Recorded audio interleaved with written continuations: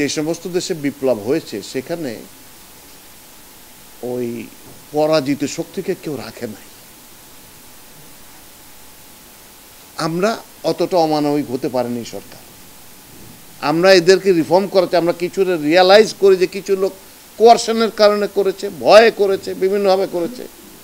কিছু যারা ডাইহার্ড ছিল তারা পালিয়ে গেছে, তাদের বিরুদ্ধে অ্যাকশন হচ্ছে। কিন্তু এইটা অবস্থা একটা মনোবল ভেঙে গেছে একটা বাহিনী।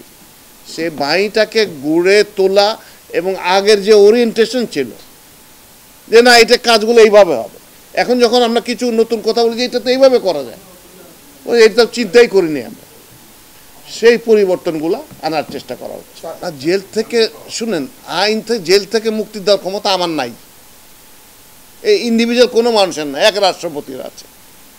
তো রাষ্ট্রপতি তো কাউকে ক্ষমতা করেন নাই। এটা হয়েছে, শুনেন না, শুনেন, হ্যাঁ এটা হয়েছে।